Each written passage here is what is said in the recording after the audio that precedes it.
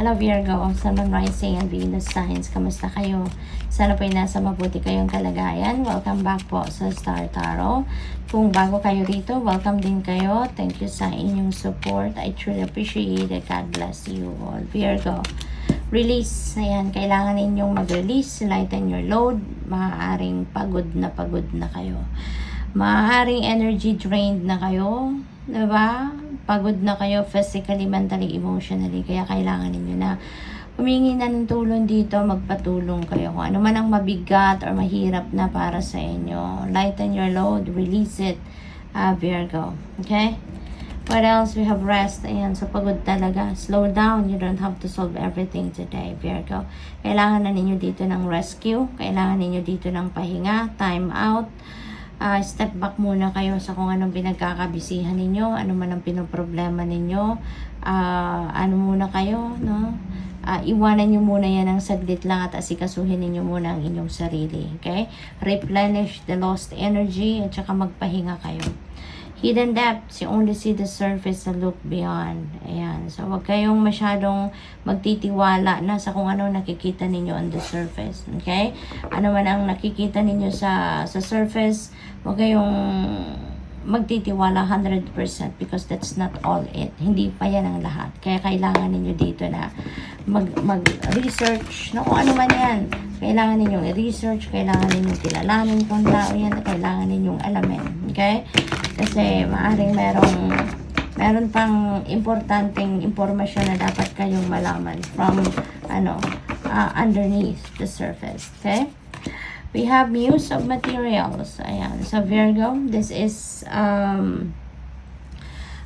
tagumpay. No? So, maaaring ang iba sa inyo dito, nandoon na sa tugatog ng tagumpay. Maaaring nandoon kayo sa punto na very successful na kayo siguro in terms of money, career, and finances. No? Or baka, meron ditong lucrative offer, no, ng trabaho. Baka merong lucrative opportunity na dadating, pagkakakitaan, diba? Trabaho, or siguro negosyo, yung mga ganon. So, this is about prosperity and abundance, no? Kaya, most likely, maaaring opportunity ito na pagkakakitaan, or baka opportunity ito na magkaroon kayo ng maraming pera, baka mayroong magbibigay sa inyo, magraregalo, diba? Bonus, no? Something like that. We have the moon energy. Ayan. So, ang iba siguro sa inyo rito, Virgo, maaaring kailangan nyo talaga dito ng advice, kailangan nyo ng guidance, and the divine universe is sending you intuitive messages, no? Sending you guidance through your intuition, no? Kaya pay attention kayo sa inyong intuition. Pay attention kayo sa mga messages na natatanggap ninyo, information na natatanggap ninyo from your intuition. Okay, Virgo? Maaari din na mayroon kayong mga napapanaginipan at ang mga panaginip na yan is also guidance from the divine. For voices, this is rest, Virgo. So, kailangan nyo talaga na magpahinga. Okay? This is calling for you to rest. Matulog kayo ng maayos, get a quality sleep, no? Mag-replenish kayo ng lost energy ninyo kasi maaaring na kayo, energy drained na talaga kayo, Virgo. This is what you really need right now. Okay? Sleep, quality sleep, magpahinga, no? Kung kailangan ninyo. Siguro pagkain din, kailangan ninyo na masustansyang pagkain dito. Okay? What else? We have 4 of materials. So, we have synchronicity dito. We have double 4. So, I suggest, pakitignan din po ninyo ang ibig sabihin ng number 44 for more guidance. Okay?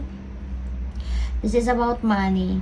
Okay? This is about managing your money wisely. So, this is an important reminder din para sa inyo. Kasi baka hindi rin ninyo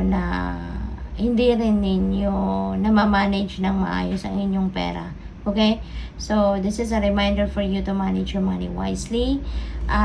Kung ano yung mga necessity, dun muna tayo. Kung ano yung hindi naman masyadong kailangan, luxury, mga ganun, dun muna tayo. Iset aside muna natin yan. Dun muna natin ilagay sa back burner yan. Okay? Financial discipline, paanda rin natin yan sa ngayon. Kasi maaring yun ang hindi na ninyo napapractice. Maging disiplinado tayo sa paggastos, disiplinado tayo sa pag-manage ng ating pera. Kasi mahalaga yan, pinagtrabahuan ninyo yan, diba? What else? We have the Chariot. Ayan, there is success na naghihintay sa inyo. Okay? Siguro kung ano man ang pinagtatrabahuan ninyo, pinagsisikapan ninyo, magtatagumpay kayo dyan. Merong tagumpay na naghihintay sa inyo rito. This is also travel. So maybe meron kayong pupuntahan, meron kayong travel by land. No? This is baka long drive or baka magda-drive kayo kung saan, no? Na related siguro sa pamilya, related sa trabaho, karera, negosyo, yung ganon.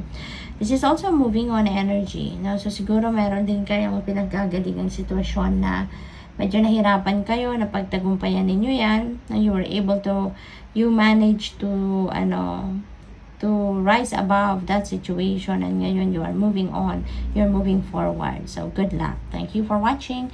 Love and light. Namaste.